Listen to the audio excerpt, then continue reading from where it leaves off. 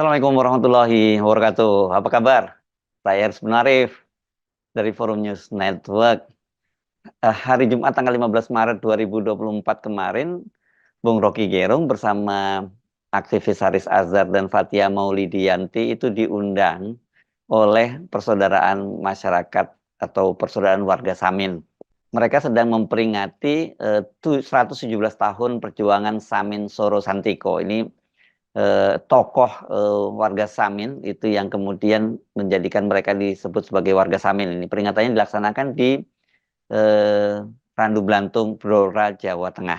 Forum ini cukup unik ya, karena seperti kita ketahui kan masyarakat Samin ini sendiri kebanyakan tidak bisa berbahasa Indonesia. Mereka ini sehari-hari menggunakan bahasa Jawa Ngoko ya, atau bahasa Jawa Ngoko itu bahasa Jawa kasar yang apanya sifatnya juga terkesan sangat lugu, sederhana dan bersahaja.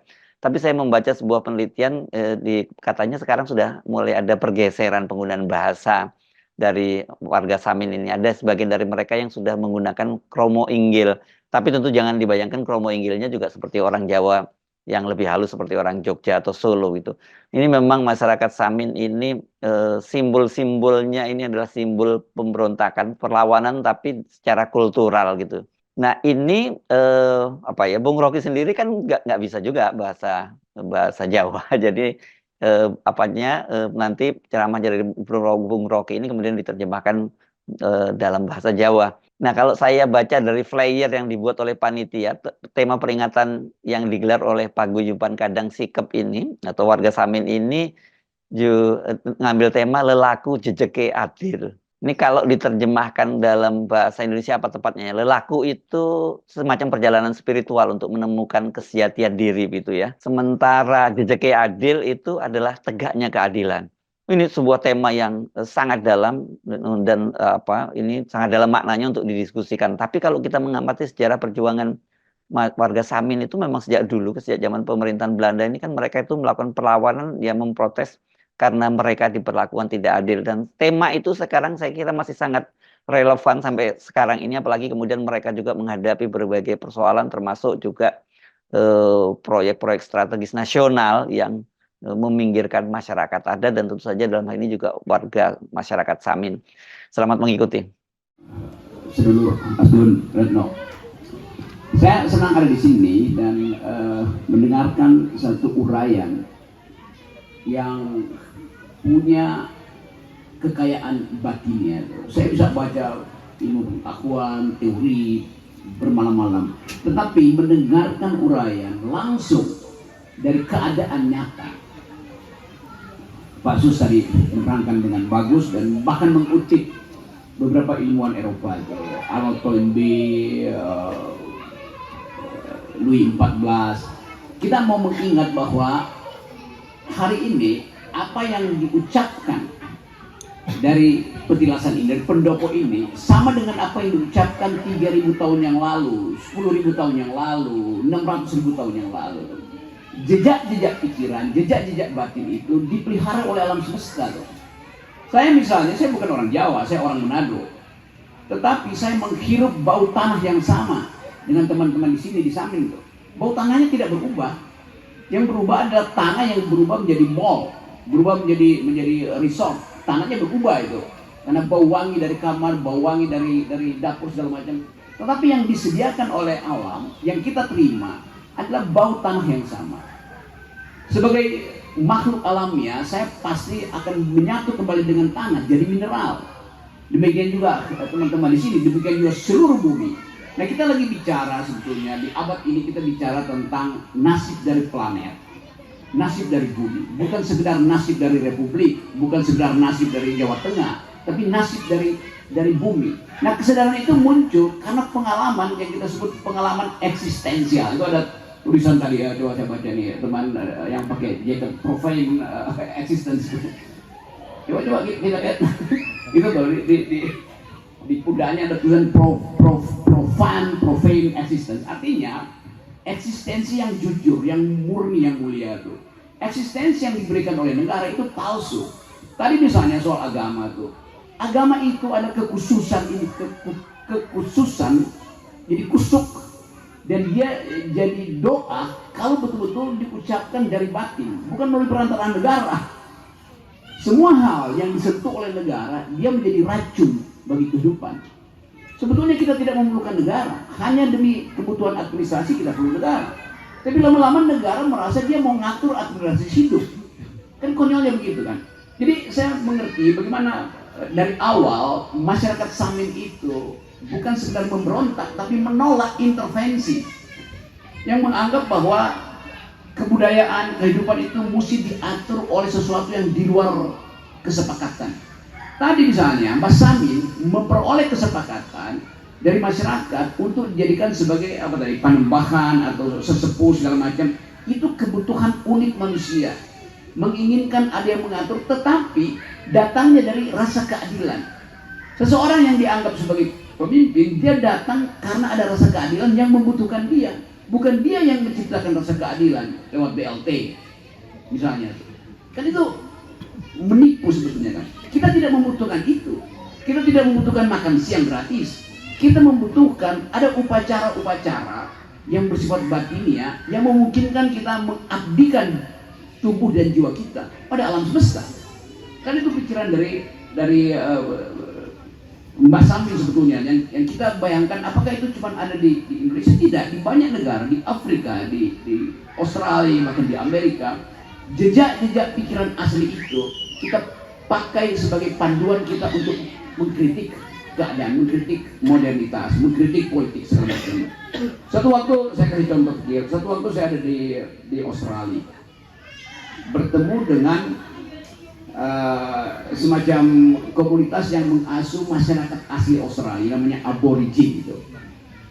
Mereka cerita pada saya bahwa satu waktu pemerintah Australia, Pak Sus, ya, tahu. Pemerintah Australia, Aborigin, mengatasi kekurangan pemukiman dari masyarakat Aborigin, lalu dibuatkan bangunan rumah, Pak Sus.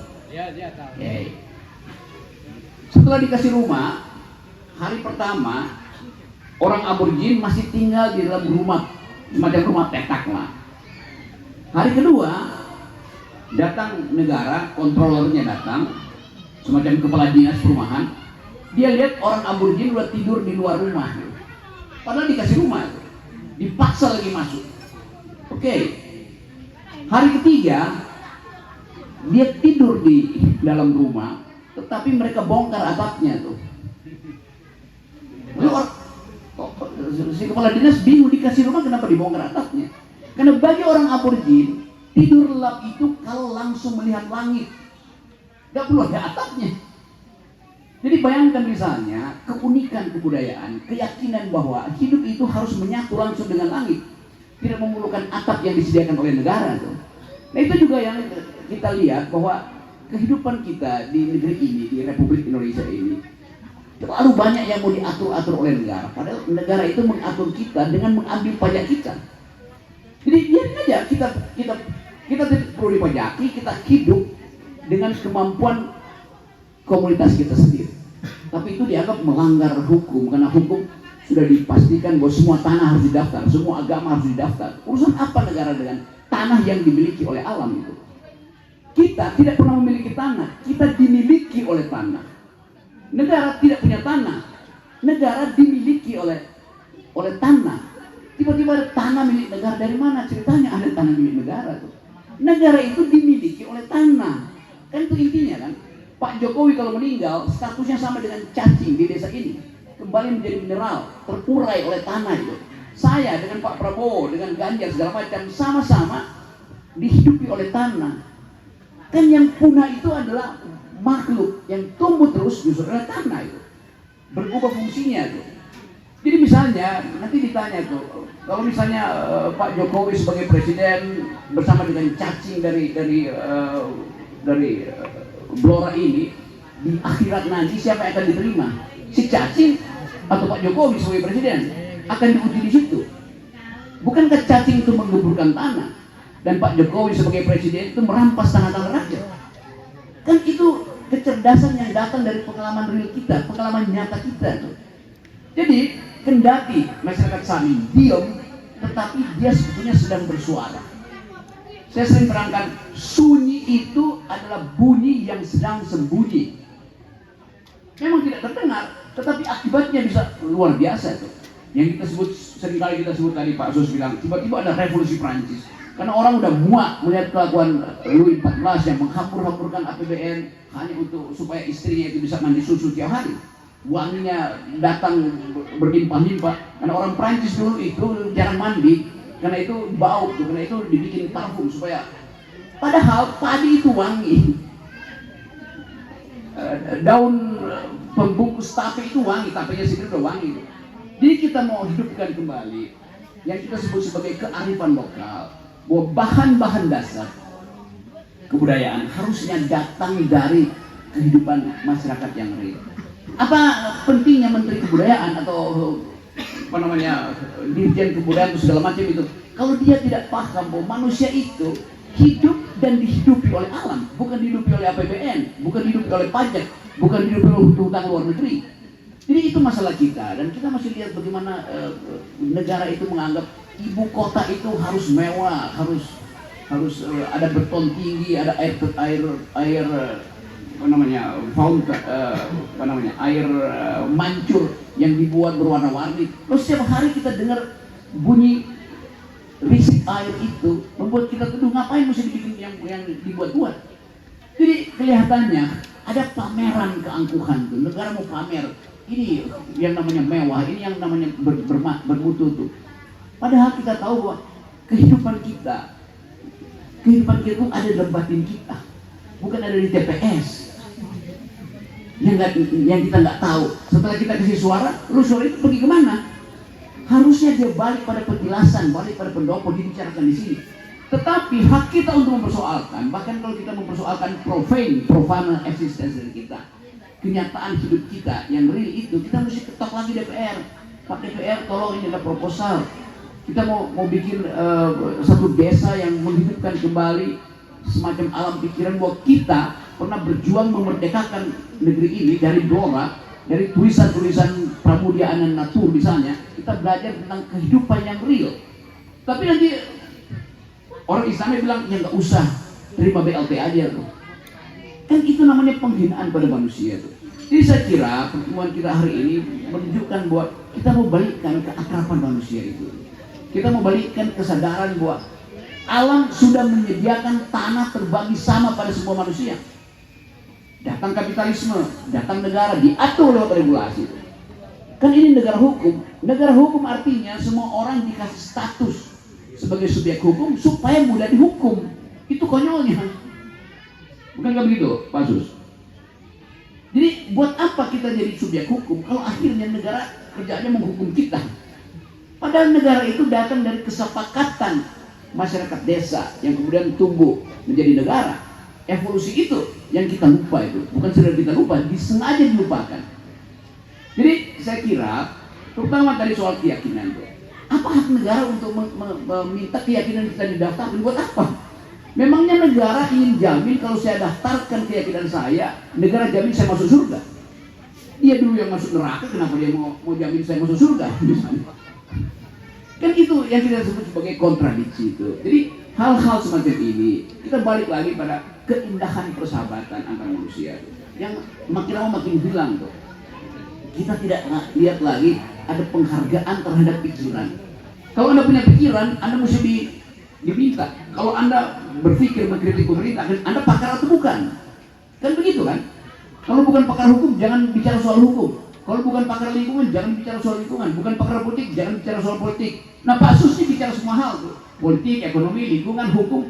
Karena dia tahu apa yang disebut sebagai pengetahuan. Dan dasarnya adalah pengalaman batinnya dihubungkan dengan kemampuan berpikir. Bukan ijazah yang menyatakan bahwa Anda berpengetahuan, bukan. Ijazah nggak diakui. Bahkan yang punya ijazah beli kok palsu, gimana coba kan? Jadi sebetulnya kita mau balik lagi pada apa yang didesain oleh alam itu sempurna, itu fit and proper, sesuai dengan apa yang dibutuhkan oleh manusia. Tidak mungkin alam semesta itu menganggap bahwa ini ada manusia yang dapat banyak tanah, yang ini enggak mungkin. Alam semesta selalu jujur.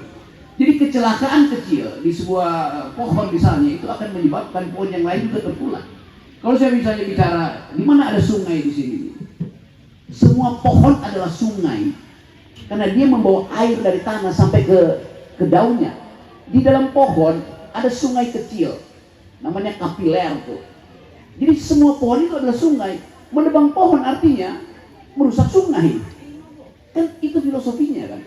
Jadi kita mau ulangi kemanfaatan pertemuan ini untuk mengucapkan satu janji bahwa kita adalah makhluk yang dipelihara oleh bumi, bukan oleh negara. Negara merampas bagian-bagian yang kita kelola dari bumi lalu dijadikan sebagai APBN. Baliknya ke siapa? Mestinya baliknya ke bumi, tapi baliknya ke oligarki. Itu konyolnya tuh. Nah, negara ini didesain untuk menjadi negara yang berkeadilan, tetapi yang terjadi adalah kemelaratan.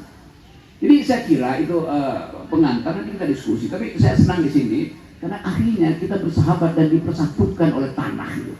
Itu dasar-dasar berpikir kita.